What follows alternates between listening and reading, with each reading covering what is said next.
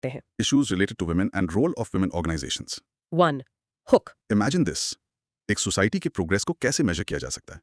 Doctor B are Ambedkar ने कहा था, I measure the progress of a community by the degree of progress women have achieved. कितना powerful thought है ना? बहुत पावरफुल। आज हम इसी प्रोग्रेस, चैलेंजेस और women's role in shaping modern India पर फोकस करेंगे। ठीक है। 2. Learning map. ओके, तो आज के डिस्कशन का रोड मैप क्या है? सबसे पहले हम कुछ जरूरी डेटा पॉइंट्स और कोट्स देखेंगे जो कॉन्टेक्स्ट सेट करेंगे। ठीक है। फिर हम लीगल और कॉन्स्टिट्यूशनल सेफगार्ड्स पर बात करेंगे। इसके बाद हम जेंडर इक्वालिटी, इक्विटी और एम्पावरमेंट जैसे कॉन्सेप्ट्स को समझेंगे। हाँ, ये इंपॉर्टेंट है। फिर हम देखेंगे कि प्लानिंग प्रोसेस में जेंडर कंसर्न्स को इंटीग्रेट करना क्यों इंपॉर्टेंट है। नेशनल पॉलिसी फॉर वुमेन 2001 के फ्रेमवर्क को भी टच करेंगे। ओके। और फिर सबसे इंपॉर्टेंट, हम विमेन मूवमेंट्स के एवोल्यूशन और विमेन ऑर्गेनाइजेशंस के क्रूशल रोल को ट्रेस करेंगे प्री इंडिपेंडेंस से लेकर कंटेम्प्रेरी टाइम्स तक। हाँ, ये हिस्ट्री समझना जरूरी है। फाइनली हम स्पेसिफिक इश्यूज जैसे politics, education, STEM, labour force participation, unpaid work और वायलेंस अगेंस्ट वुमेन पर फोकस करेंगे। Ready? Let's dive in. Let's do it. 3. Chunked explanation. Foundational data and quotes. Heading: setting the context, numbers and voices. Discussion शुरू करने से पहले कुछ basic data और powerful quotes देख लेते हैं। ये हमारे आंसर्स या अंडरस्टैंडिंग को सब्सटैंशिएट करने में हेल्प करेंगे। जैसे इंडियन पॉपुलेशन में विमेन का शेयर कितना है, मैटरनल मोर्टेलिटी रेट MMR या इन्फेंट मोर्टेलिटी रेट IMR क्या है, सेक्स रेशियो का ट्रेंड क्या है। हाँ, ये नंबर्स कॉन्टेक्स्ट देते हैं। फॉर इंस्टेंस 2011 सेंसस में सेक्स रेशियो 943 फीमेल्स पर 1000 मेल्स था और 2036 तक 952 प्रोजेक्ट किया गया है। इंप्रूवमेंट है, पर गैप अभी भी है। राइट। और MMR? मैटरनल मोर्टेलिटी रेट 97 पर 1 लाख लाइव बर्थ्स है करेंटली। सिग्निफिकेंट रिडक्शन हुआ है, विच इज गुड न्यूज, पर अभी भी स्कोप है इंप्रूवमेंट का। बिल्कुल। ये नंबर सिर्फ स्टैटिस्टिक्स नहीं है, ये विमेन्स हेल्थ और ओवरऑल डेवलपमेंट के कॉन्क्रीट इंडिकेटर्स हैं। कोट याद है, it is impossible to think about the welfare of the world unless the condition of women is improved. It is impossible for a bird to fly on only one wing. Wow, कितना relevant है आज भी। बहुत। ये data points देखकर पहला thought क्या आता है? थिंक। स्वामी विवेकानंद या डॉक्टर अंबेडकर के कोट्स आज के इंडिया के लिए क्या मायने रखते हैं? थोड़ा सोच लो। How does female literacy rate around 65% compared to male literacy around 82% impact opportunities? Think. So in short, की डेटा पॉइंट्स और इन्फ्लुएंशियल कोट्स हमें वुमेन स्टेटस और उनकी इंपॉर्टेंस का एक क्लियर पिक्चर देते हैं। ओके, डेटा और कोड से कॉन्टेक्स्ट सेट हो गया। अब बात करते हैं लीगल एंड कॉन्स्टिट्यूशनल सेफगार्ड्स की, जो वुमेन को प्रोटेक्ट और एम्पावर करते हैं। Constitutional and legal safeguards. Heading: the legal shield, rights and protections. हमारा कॉन्स्टिट्यूशन और लीगल सिस्टम वुमेन के लिए कुछ स्पेसिफिक सेफगार्ड्स प्रोवाइड करते हैं। ये इक्वालिटी प्रमोट करते हैं और डिस्क्रिमिनेशन को प्रोहिबिट करते हैं। फंडामेंटल राइट्स में आर्टिकल 14 है, इक्वालिटी बिफोर लॉ। हाँ। Article 15, no discrimination on grounds of religion, race, caste, sex और place of birth. Article 16, equal opportunity in public employment. ये फाउंडेशनल है। एब्सोल्युटली। और डायरेक्टिव प्रिंसिपल्स? हाँ, DPSPs भी हैं जो स्टेट को गाइड करते हैं। जैसे आर्टिकल 39A लाइवलीहुड की बात करता है, 39D equal pay for equal work और आर्टिकल 42 जो just and human conditions of work और मटर्निटी रिलीफ इंश्योर करने को कहता है। और इन कॉन्स्टिट्यूशनल प्रिंसिपल्स के ऊपर स्पेसिफिक लॉज भी तो बनाए गए हैं ओवर द इयर्स, जैसे dowry prohibition act 1961, correct. Protection of women from domestic violence act 2005, sexual harassment of women at work place posh act 2013। ये लॉज सिर्फ पेपर पर नहीं है, they provide real protection. Imagine करो, अगर पॉश एक्ट ना होता तो वर्क प्लेस कितना अनसेफ हो सकता था theoretically. True, the legal framework exists, but the challenge is always effective implementation. क्या सिर्फ लॉज बना देना काफी है या उनका इफेक्टिव इम्प्लीमेंटेशन भी जरूरी है? क्यों थिंक? आपके हिसाब से इन लॉज के बारे में अवेयरनेस कितनी इंपॉर्टेंट है, समझे? Can you think of a situation where one of these laws could make a real difference? Think. So, in short, constitution और specific laws women को important legal protection और rights provide करते हैं, जो equality और safety ensure करने के लिए crucial है। लीगल फ्रेमवर्क तो है, लेकिन कुछ कॉन्सेप्ट्स हैं जिन्हें समझना जरूरी है। जेंडर इक्वालिटी, जेंडर इक्विटी और वुमेन एम्पावरमेंट। अब इनका अंतर देखते हैं। Understanding key concepts. Equality versus equity versus empowerment. ये तीनों टर्म्स अक्सर यूज होते हैं, पर इनमें सटल डिफरेंसेस हैं। जेंडर इक्वालिटी का मतलब है equal rights, responsibilities and opportunities for all genders. Equal treatment, जैसे equal pay for equal work. Simple. हाँ, फोकस आउटकम पर है, level playing field. Gender equity थोड़ा डिफरेंट है, ये फेयरनेस की बात करता है by recognising different needs and power imbalances. मतलब स्टार्टिंग पॉइंट अलग हो सकता है। ओके। तो इसमें स्पेशल नीड्स को एड्रेस किया जाता है, जैसे मैटरनिटी लीव वुमेन की स्पेसिफिक नीड है, तो ये इक्विटी का पार्ट है। या फिर पॉलिटिकल रिजर्वेशन इक्विटी प्रमोट करने का एक तरीका है। हिस्टोरिकल डिसएडवांटेज एड्रेस करने के लिए इक्विटी प्रोसेस पर फोकस करती है, फेयरनेस लाने के लिए। Got it. Equality is the goal, equity is often the means, recognizing different needs. और women empowerment. और विमेन एम्पावरमेंट ये फोकस करता है विमेन की एबिलिटी को एक्सपैंड करने पर, उनकी कैपेसिटी, उनकी एजेंसी बढ़ाने पर, ताकि वो अपनी लाइफ के स्ट्रेटेजिक चॉइसेस खुद ले सकें। Agency, हाँ. Education, skills, health, economic independence, ये सब एम्पावरमेंट के टूल्स हैं। Example से समझते हैं. जी। Equal pay for equal work is. Equality, Providing maternity leave is. Equity, Or helping women start their own businesses through schemes like Mudra Yojana is. Empowerment, enhancing their economic agency। Clear. क्या equality achieve करने के लिए equity जरूरी है? Why or why not? Think. आपके daily life में equality और equity के एग्जाम्पल्स क्या हो सकते हैं? थोड़ा सोच लो। Empowerment को measure करना कितना difficult या easy है? Think. So, in short, equality seeks same treatment. Equity seeks fairness considering different needs. And empowerment focuses on enhancing women's ability to make choices. Concepts clear हैं. अब देखते हैं कि डेवलपमेंट प्लानिंग में जेंडर कंसर्न्स को integrate करना क्यों जरूरी है. Integrating gender concerns in planning. Why gender matters in planning. किसी भी पॉलिसी या प्रोग्राम को डिजाइन और इंप्लीमेंट करते वक्त जेंडर कंसर्न्स को इंक्लूड करना क्यों इंपॉर्टेंट है. इसके कई रीजंस हैं. पहला, ये इंक्लूसिव डेवलपमेंट श्योर करता है. पॉलिसीज सबके लिए हैं तो सबका इनपुट होना चाहिए. Right, democratic principle. दूसरा, ये विमेन की स्पेसिफिक नीड्स को बेटर एड्रेस करता है. जैसे हमने पहले बात की, नीड्स अलग हो सकती हैं. तीसरा, हिस्टोरिकल डिसएडवांटेजेस को करेक्ट करने में हेल्प करता है. बिल्कुल। सोचो अगर हेल्थ पॉलिसी बनाते वक्त सिर्फ मेन की नीड्स का ध्यान रखा जाए तो मैटरनल हेल्थ जैसे क्रिटिकल इश्यूज मिस हो सकते हैं ना. एग्जैक्टली. या फिर अगर इंफ्रास्ट्रक्चर प्लान करते वक्त विमेन सेफ्टी का ख्याल ना रखा जाए, लाइक स्ट्रीट लाइटिंग, तो उनकी मोबिलिटी अफेक्ट होगी. इसलिए विमेन का पर्सपेक्टिव इंक्लूड करना जरूरी है. हाँ, इससे पॉलिसी आउटकम्स इंप्रूव होते हैं और इम्प्लीमेंटेशन भी बेटर होता है क्योंकि ओनरशिप फील होती है जब लोग पार्टिसिपेट करते हैं. अगर पॉलिसीज जेंडर न्यूट्रल हों तो क्या वो ऑटोमेटिकली सबके लिए फेयर होंगी? Think, how can involving women in decision making lead to more effective policies? Give an example. What challenges might exist in integrating gender concerns practically? Think. So, in short, integrating gender concerns leads to more inclusive, effective, and equitable policies and development outcomes. इसी integration को ध्यान में रखते हुए national policy for women 2001 बनी थी. Let's briefly look at its framework. National Policy for Women 2001 Framework. A framework for action. National Policy for Women. ये policy एक कॉम्प्रहेंसिव फ्रेमवर्क प्रोवाइड करती है वुमेन्स एडवांसमेंट के लिए.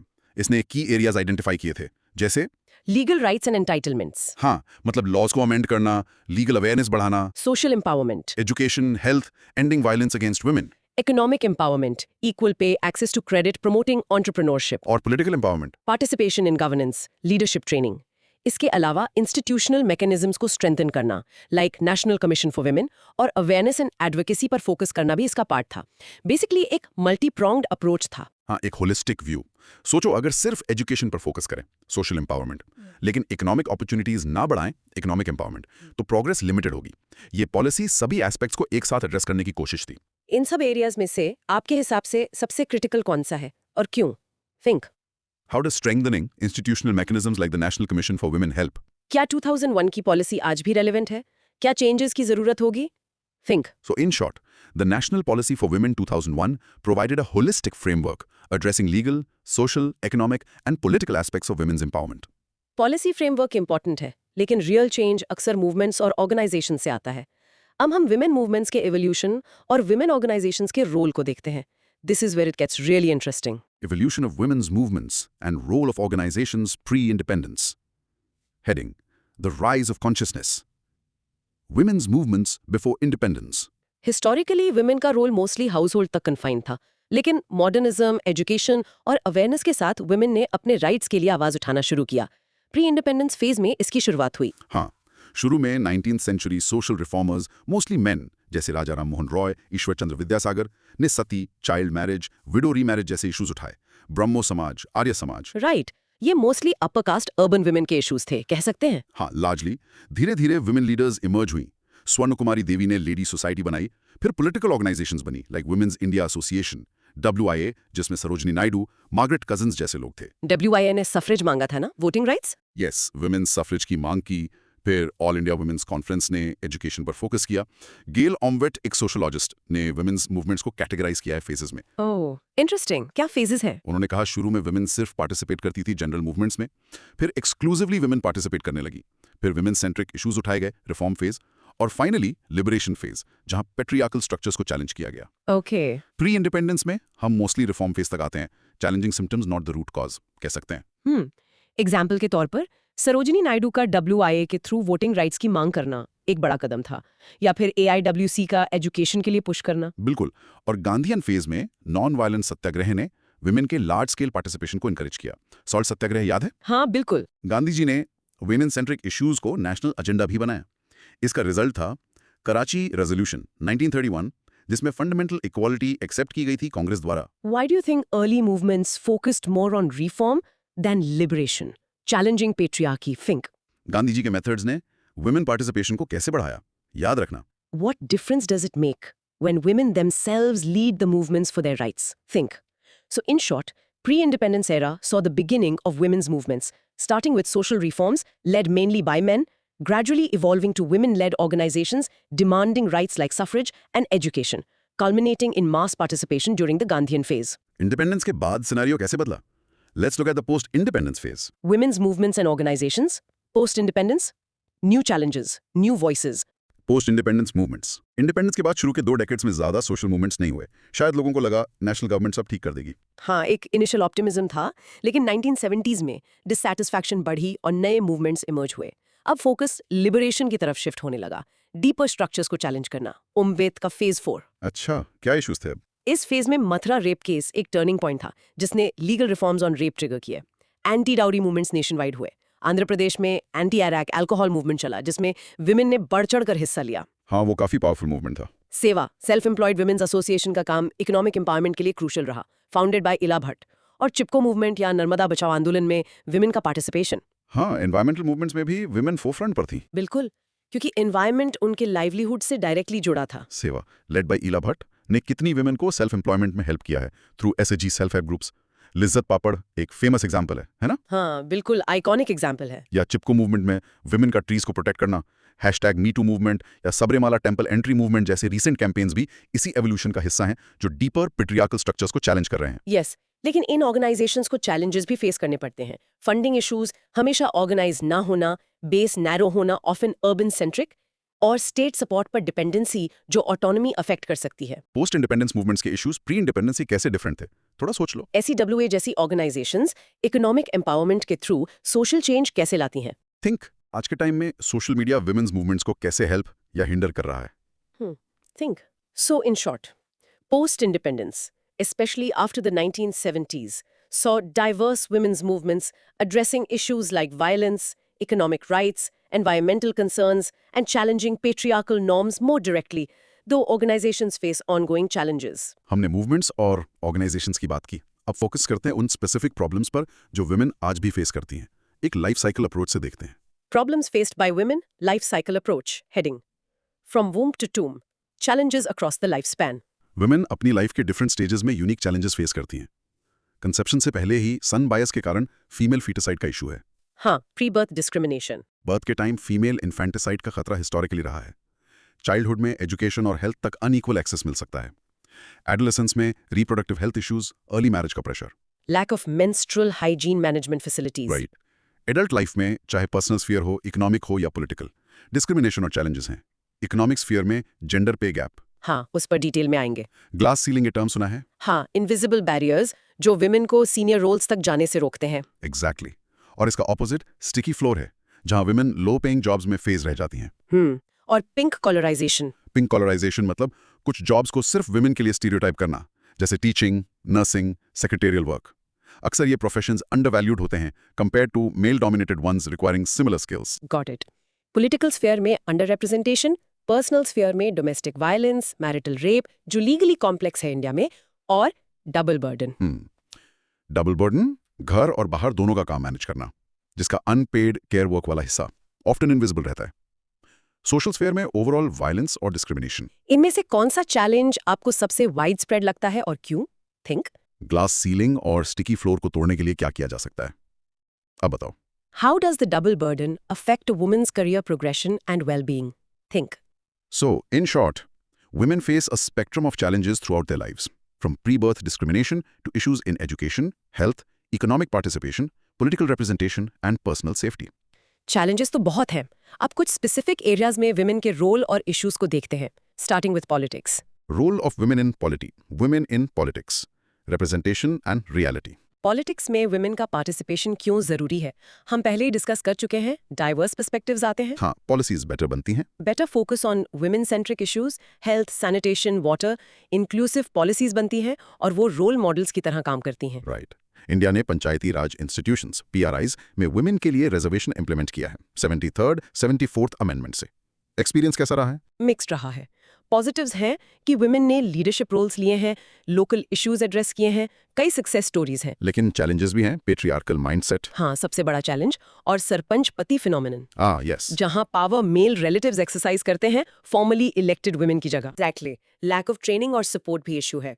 अब रिसेंटली नारी शक्ति वंदन अधिनियम यानी वुमेन्स रिजर्वेशन एक्ट 106वें अमेंडमेंट एक्ट 2023 पास हुआ है। हाँ, जो लोकसभा और स्टेट असेंबलीज में 1/3 सीट्स रिजर्व करेगा। Yes, after the next delimitation based on the first census after 2026. तो इम्प्लीमेंट होने में टाइम है। इम्प्लीमेंटेशन की होगा। पंचायत में रिजर्वेशन के बाद कुछ वुमेन लीडर्स ने रिमार्केबल काम किया है, जैसे फातिमा बीबी, जो UN ने रिकॉग्नाइज किया। बिल्कुल, लेकिन सरपंच पति का इशू दिखाता है कि सिर्फ लीगल रिजर्वेशन काफी नहीं, सोसाइटल चेंज भी जरूरी है।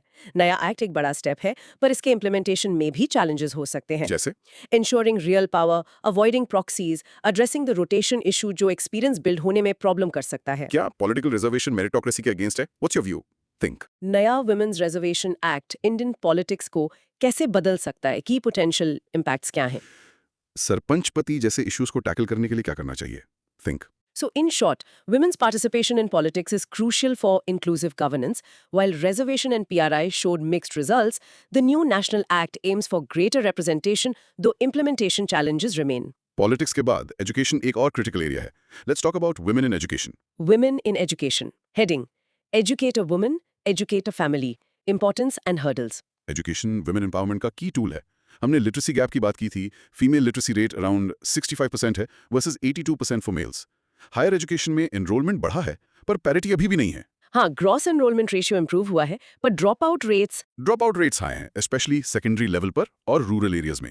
रीजंस: डोमेस्टिक चोर्स का pressure, financial constraints, social norms like early marriage और इंफ्रास्ट्रक्चर। हाँ, lack of infrastructure like functional separate toilets for girls, safety concerns during commute या स्कूल में। But benefits clear हैं. Better health outcomes for women and children, poverty reduction, better economic participation, challenging gender norms, strengthening democracy. Definitely. Government ने schemes launch की हैं, जैसे बेटी बचाओ बेटी पढ़ाओ, सर्व शिक्षा अभियान। एक सिंपल चीज जैसे स्कूल में फंक्शनल टॉयलेट्स ना होना भी गर्ल्स के ड्रॉप आउट का बड़ा रीजन बन सकता है, स्पेशली आफ्टर प्यूबर्टी। ट्रू। या कारण अगर पेरेंट्स को लगता है कि एजुकेशन के बाद भी क्वालिटी एम्प्लॉयमेंट नहीं मिलेगा, तो वो इन्वेस्ट करने से हिचकिचाते हैं। इसलिए क्वालिटी एजुकेशन और एम्प्लॉयबिलिटी लिंक करना जरूरी है। गांधी जी का quote, if you educate a woman you educate an entire family, is it still relevant? Does it put an unfair burden? Think. Safety concerns को एड्रेस करने के लिए स्कूल्स और कम्युनिटीज क्या कर सकती हैं? How can we link education more strongly to employment opportunities for women? Think. So in short, educating women has profound benefits, but challenges like social norms, infrastructure gaps, safety, and lack of employability linkage hinder progress, despite government initiatives. Education से related ही है STEM field में women का participation. Let's see the scenario there. Women in STEM: Science, Technology, Engineering, Mathematics. Heading: Breaking barriers. Women in Science and Technology. Stem fields innovation और economic growth के लिए critical है, और यहाँ एक पैराडॉक्स है इंडिया में। क्या paradox? India female stem graduates produce करने में वर्ल्ड में नंबर 1 है। मतलब वॉल्यूम काफी है, लेकिन हायरिंग में हम काफी पीछे हैं, शायद 19th पोजीशन पर। ओह, तो ग्रेजुएट तो हो रही हैं, पर वर्कफोर्स में नहीं आ रही। हाँ, स्टेम वर्कफोर्स में विमेन का शेयर सिर्फ 27% के आसपास है। रीजंस: स्टेम का कल्चर अक्सर मैस्कुलिन माना जाता है, lack of visible role models in leadership positions. Stereotypes भी तो हैं। बिल्कुल। Gender gap in self efficacy, मतलब self doubt. Career discontinuity due to marriage, family responsibilities. STEM में कंटिन्यूअस एंगेजमेंट जरूरी है, ड्यूअल रिस्पॉन्सिबिलिटीज का बर्डन और systematic biases in hiring and promotion. लेकिन विमेन का स्टेम में होना इंपॉर्टेंट है, डाइवर्स पर्सपेक्टिव्स लाता है, इनोवेशन बढ़ाता है। हाँ, विमेन सेंट्रिक प्रॉब्लम्स के टेक सॉल्यूशंस मिल सकते हैं, इकोनॉमिक ग्रोथ को बूस्ट मिलता है। कुछ इंस्पायरिंग रोल मॉडल्स हैं, जैसे doctor Tessy Thomas, missile woman. Ritu Karidhal, Chandrayaan mission में इंपॉर्टेंट रोल था। किरण मजूमदार शॉ, बायोटेक्नोलॉजी में पायोनियर। हाँ, गवर्नमेंट स्कीम्स भी हैं, जैसे Vigyan Jyoti, Kiran, knowledge involvement and research advancement through nurturing. Yes, ये पार्टिसिपेशन को बढ़ाने की कोशिश कर रही हैं। इमेजिन करो, अगर मेडिकल डिवाइसेस डिजाइन करते वक्त सिर्फ मेल एनाटॉमी का ध्यान रखा जाए, या अगर AI डेवलप करने वाली टीम्स में डाइवर्सिटी ना हो, तो बायसेस परपेचुएट हो सकते हैं ना। बिल्कुल। इसलिए विमेन का स्टेम में होना सिर्फ इक्वालिटी का इशू नहीं, बेटर आउटकम्स का भी इशू है। करियर डिसकंटिन्यूटी एक बड़ा चैलेंज है जिसे एड्रेस करना होगा। Women are not good at maths tech, ये स्टीरियोटाइप कैसे ब्रेक किया जा सकता है? थिंक। Role models like doctor Tessy Thomas young girls को कैसे इंस्पायर कर सकते हैं? कंपनीज क्या कर सकती हैं स्टेम में विमेन को रिटेन करने के लिए, specially after maternity breaks? Think. So in short, despite producing many female STEM graduates, India struggles with low representation in the STEM workforce due to stereotypes, lack of role models, and career breaks. Increasing participation is vital for innovation and growth. Stem के बाद let's talk about the broader picture, female labour force participation rate. ये एक complex issue है। Female Labor Force Participation Rate, FLFPR, heading Women at Work. Understanding labor force participation. FLFPR measure करता है कि working as women में से कितनी economically active हैं, या तो काम कर रही हैं या काम ढूंढ रही हैं। इंडिया का ओवरऑल FLFPR करंटली अराउंड 37% है, जो पहले से बढ़ा है, विच इज पॉजिटिव। ओके, 37%. लेकिन रूरल अर्बन डिफरेंस है ना इसमें? हाँ, इंटरेस्टिंग डिफरेंस है। Rural FLFPR around 41.5%, urban FLFPR जो स्टैग्नेंट सा रहा है अराउंड 25.4% से कंसिस्टेंटली ज्यादा है। रूरल FLFPR ज्यादा क्यों? एम्पावरमेंट की निशानी है। तो विमेन एग्रीकल्चर संभालती हैं, ऑफन आउट ऑफ नेसेसिटी और लो पेइंग इनफॉर्मल वर्क में, तो ये डिस्ट्रेस पार्टिसिपेशन भी रिफ्लेक्ट कर सकता है। Okay, understood. और अर्बन FLFPR लो क्यों है? वहां तो एजुकेशन लेवल्स बेटर हैं जनरली। हाँ, पर वहाँ रीजंस अलग हैं। एक तो राइजिंग हाउस होल्ड इनकम के बाद कुछ एजुकेटेड वुमेन भी केयर वर्क में फोकस करती हैं, सोशल नॉर्म्स का प्रेशर। दूसरा, क्वालिटी जॉब्स की कमी, एजुकेशन है पर उस लेवल की जॉब नहीं मिलती। सेफ्टी कंसर्न्स भी हैं कम्यूट में या वर्कप्लेस पर। Yes, safety is a major factor. Family responsibilities, marriage child birth के बाद ड्रॉप करना। Maternity benefit act 26 weeks paid leave का अनइंटेंडेड कॉन्सिक्वेंस भी डिस्कस होता है कि शायद कुछ स्मॉल एम्प्लॉयर्स वुमेन को हायर करने से कतराते हैं कॉस्ट के कारण। और pink collar jobs low paying होते हैं। तो कॉम्प्लेक्स पिक्चर है। अगर एक एजुकेटेड वुमन को उसकी क्वालिफिकेशन के हिसाब से जॉब नहीं मिलती या वर्क प्लेस अनसेफ लगता है, तो वो वर्क न करने का चूज कर सकती है, स्पेशली अगर हाउस होल्ड इनकम सफिशिएंट है। प्रिसाइसली। रूरल FLFPR का हाई होना गुड न्यूज है या बैड न्यूज, या मिक्स्ड है? क्यों? थिंक। क्वालिटी जॉब्स क्रिएट करना FLFPR बढ़ाने के लिए कितना इंपॉर्टेंट है? कैसे किया जा सकता है? मैटरनिटी बेनिफिट एक्ट के पॉजिटिव और नेगेटिव इम्पैक्ट्स को कैसे बैलेंस किया जा सकता है? Think. So in short, India's FLFPR is relatively low, with complex dynamics like higher rural participation, partly due to feminization of agriculture, and stagnant urban rates influenced by social norms, job quality, safety, and policy effects. Labour force में एक नया trend है gig economy का। देखते हैं इसका women पर क्या इम्पैक्ट है। Women and the gig economy. Heading: The gig economy, opportunity or precarity for women. Gig economy मतलब short term, flexible, independent work, जैसे ऑनलाइन प्लेटफॉर्म्स के थ्रू काम करना, Zomato, Swiggy delivery partners, freelance writers, designers, consultants. हाँ, ये काफी बढ़ रहा है। कहा जाता है कि ये विमेन को एम्पावर कर सकती है क्योंकि ये फ्लेक्सिबिलिटी देती है। अपने टाइम के हिसाब से काम करो, work from home options, entry exit easy है कंपेयर टू ट्रेडिशनल जॉब्स। वो पोटेंशियल तो है, फ्लेक्सिबिलिटी वुमेन के लिए अट्रैक्टिव हो सकती है, स्पेशली अगर केयर रिस्पॉन्सिबिलिटीज हैं। लेकिन इसके डाउनसाइड्स भी हैं, राइट? बिल्कुल। सबसे बड़ा है सोशल सिक्योरिटी बेनिफिट्स का ना होना। Provident fund, ESI, health insurance, paid leave, ये सब जनरली नहीं मिलता। इनकम सिक्योरिटी भी नहीं होती, काम के ऊपर डिपेंड करता है। ऑड आवर्स में काम करना पड़ सकता है। प्लेटफॉर्म बेस्ड वर्क में तो हाँ, जिससे सेफ्टी कंसर्न्स बढ़ते हैं, स्पेशली ट्रैवल में या लेट आवर्स में। स्किल डेवलपमेंट के अपॉर्चुनिटीज कम होते हैं ट्रेडिशनल जॉब्स के कंपैरिजन में। और डिजिटल डिवाइड भी एक इशू है, सबके पास स्मार्टफोन या इंटरनेट एक्सेस नहीं है, स्पेशली रूरल एरियाज में। एग्जाम्पल के लिए, एक वुमन जो घर से फ्रीलांस राइटिंग करती है, उसे फ्लेक्सिबिलिटी तो मिलती है फैमिली मैनेज करने की, पर उसे पेड लीव, हेल्थ इंश्योरेंस जैसे बेनिफिट्स नहीं मिलते। या एक डिलीवरी प्लेटफॉर्म के लिए काम करने वाली वुमन को लेट नाइट शिफ्ट्स में सेफ्टी रिस्क हो सकते हैं।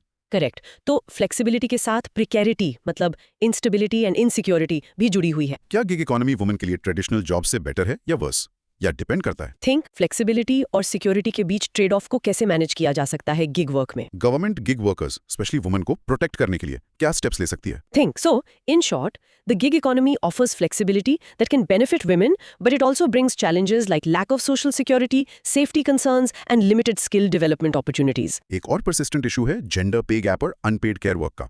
Let's touch upon these quickly. Gender pay gap and unpaid care work. Brief, the unseen work, pay gap and care burden. Gender pay gap का मतलब है मेन और women के average earnings में डिफरेंस फॉर सिमिलर वर्क और overall. ये सिर्फ direct discrimination से नहीं होता है। हाँ, मतलब सेम जॉब के लिए अलग पे। वो भी होता है, पर इसके अलावा ऑक्यूपेशनल सेग्रीगेशन, विमेन का लो पेइंग सेक्टर्स में ज्यादा कॉन्सेंट्रेट होना, career breaks, child birth etcetera के कारण fewer work hours due to care burden जैसे फैक्टर्स भी कंट्रीब्यूट करते हैं। और अनपेड केयर वर्क ये रेफर करता है उन सारे कामों को जो घर में होते हैं, house hold chores, child care, elderly care, जो मोस्टली वुमेन करती हैं। इसका इकोनॉमिक वैल्यू है, पर यह जीडीपी में काउंट नहीं होता है। और ये विमेन पर डबल बर्डन डालता है। बिल्कुल, उनके पेड वर्क पार्टिसिपेशन को लिमिट करता है, उनके पास लेजर टाइम कम होता है, हेल्थ पर भी इम्पैक्ट पड़ता है। अगर एक ही रोल में मेन और वुमेन को अलग सैलरी मिलती है, वो डायरेक्ट डिस्क्रिमिनेशन है। लेकिन अगर वुमेन लो पेइंग सेक्टर्स में कॉन्सेंट्रेटेड है, तो भी ओवरऑल पे गैप दिखेगा। अनपेड केयर वर्क का ह्यूज इकोनॉमिक वैल्यू है, पर उसे रिकॉग्नाइज ना करना वुमेन के कंट्रीब्यूशन को अंडर वैल्यू करता है। How does unpaid care work contribute to the gender pay gap? Think. What steps can be taken by families, companies, and the government to reduce the burden of unpaid care work on women? Recognizing unpaid care work in GDP practical है। इसके क्या benefits हो सकते हैं? Think. So, in short, the gender pay gap persists due to various factors, and the disproportionate burden of unrecognized unpaid care work significantly impacts women's economic participation and overall well-being. 4. Recap and active recall. Phew, that was a comprehensive look at issues related to women and role of women organizations. हमने काफी ground cover किया. Let's quickly recap the main points. हाँ, जरूर। Context and safeguards. हमने key data, MMR, sex ratio, quotes, Ambedkar, Vivekanand, constitutional rights, equality, Article 14, no discrimination, Article 15, और important laws, dowry prohibition, domestic violence act, posh देखें। Key concepts. हमने gender equality, same treatment, gender equity, fairness addressing different needs, और women empowerment, enhancing agency का difference समझा। Planning and policy. Gender concerns को planning में integrate करना क्यों जरूरी है? इंक्लूसिव, इफेक्टिव पॉलिसीज और नेशनल पॉलिसी फॉर वुमेन 2001 का होलिस्टिक फ्रेमवर्क देखा। Movements and organisations. हमने विमेंस मूवमेंट्स का एवोल्यूशन ट्रेस किया।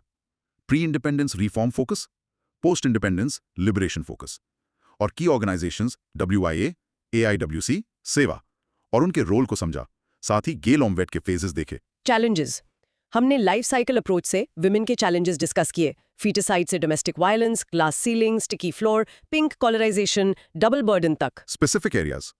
हमने politics, reservation challenges and new act, education, benefits and hurdles like dropouts, safety, STEM, low representation despite graduates, FLFRP, rural distress versus urban constraints, gig economy, pros and cons, flexibility versus precarity, और pay gap, unpaid care work पर बात की। Wow, काफी कुछ cover किया। अब थोड़ा recall करते हैं। Try answering these in your own words. 1. Explain the difference between gender equality and gender equity using one example for each. अब बताओ। 2. What was the main contribution of the Gandhian phase to the women's movement? 3. Give one reason why female labor force participation rate is higher in rural India compared to urban India. याद रखना। 4. What does the glass ceiling mean in the context of women's careers? 5. Name 2 challenges faced by women's organizations in India. 6. Why is integrating gender concerns important in policy making? Explain with one reason. अब तुम अपने words में बताओ इस पूरे discussion का main idea क्या था? What stood out the most? Ready for a quick challenge? Try explaining the evolution of women's movements in India, just the main phases, to an imaginary friend in just 2 minutes. Go. 5. Final invitation. Super. अगर आपको ये discussion पसंद आया तो अपने notes में की points लिख के देखो और प्रैक्टिस करो। कॉन्सेप्ट्स को कनेक्ट करने की कोशिश करो। और अगर आप एक क्विक क्विज या फ्लैश कार्ड्स चाहते हैं इस टॉपिक पर बेस्ड, तो let us know, we can arrange that. Outro. तो ये था हमारा आज का exploration on women's issues and organisations in India. It's a vast topic और हमने कोशिश की है सोर्सेज के मोस्ट इंपोर्टेंट एस्पेक्ट्स को कवर करने की। एब्सोल्युटली। एक final thought, Simone de Beauvoir ने कहा था, one is not born but rather becomes a woman. Powerful. ये सोशल कंस्ट्रक्शन ऑफ जेंडर पर रिफ्लेक्ट करने के लिए एक पावरफुल स्टार्टिंग पॉइंट हो सकता है। What does becoming a woman mean in today's society, and how can we collectively shape it towards greater equality and empowerment? कुछ सोचने के लिए। Definitely something to mull over. Thanks for joining us on this deep dive. Until next time, keep learning, keep questioning. Thank you. Bye.